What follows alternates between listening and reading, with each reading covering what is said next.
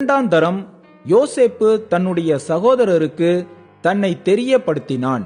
யோசேப்புடைய வம்சமும் பார்வோனுக்கு தெரிய வந்தது. பின்பு யோசேப்பு தன்னுடைய தகப்பன் யாக்கோபும் தன்னுடைய இனத்தார் யாவருமாகிய 75 பேரை அழைக்க அனுப்பினான்.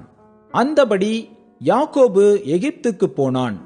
அவனும் நம்முடைய பிதாக்களும் மரித்து அங்கே இருந்து சீகேமுக்கு கொண்டு வரப்பட்டு, ஆபிரகாம் சீகேமின் தகப்பனாகிய ஏமோருடைய சந்ததியாரிடத்தில் ரொக்க கிரயத்துக்கு வாங்கியிருந்த கல்லறையில் வைக்கப்பட்டார்கள். வசனம் 17. ஆபிரகாமுக்கு தேவன் ஆணையிட்டு அருளின வாக்குத்தத்தம் நிறைவேறும் காலம் சமீபித்தபோது, யோசேப்பை அறியாத வேறொரு ராஜா தோன்றின காலமளவும் ஜனங்கள் எகிப்திலே பழுகி பெருகினார்கள். அவன் நம்முடைய ஜனங்களை வஞ்சனையாய் நடப்பித்து நம்முடைய பிதாக்களின் குழந்தைகள் உயிரோடிராதபடிக்கு அவர்கள் அவைகளை வெளியே போட்டுவிடும்படி செய்து அவர்களை உபத்திரவப்படுத்தினான். அக்காலத்திலே மோசே பிறந்து திவ்ய சௌந்தரியமுள்ளவனாயிருந்து 3 மாதமளவும் தன் தகப்பன் வீட்டிலே வளர்க்கப்பட்டான்.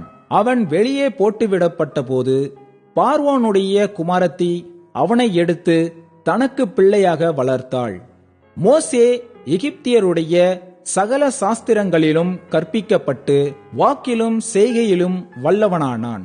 அவனுக்கு 40 வயதான போது இஸ்ரவேல் புத்திரராகிய தன்னுடைய சகோதரரை கண்டு சந்திக்கும்படி அவனுடைய இருதயத்தில் எண்ணம் உண்டாயிற்று.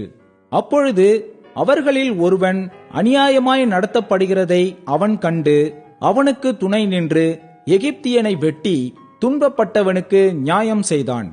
தன்னுடைய கையினாலே தேவன் தங்களுக்கு ரட்சிப்பை தருவார் என்பதை தன்னுடைய சகோதரர் அறிந்து கொள்வார்கள் என்று அவன் நினைத்தான்.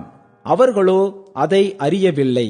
மறுநாளிலே சண்டை பண்ணி கொண்டிருக்கிற 2 பேருக்கு அவன் எதிர்பட்டு, மனுஷரே, நீங்கள் சகோதரராயிருக்கிறீர்கள், ஒருவருக்கொருவர் அநியாயம் செய்கிறதென்ன என்று அவர்களை சமாதானப்படுத்தும்படி பேசினான்.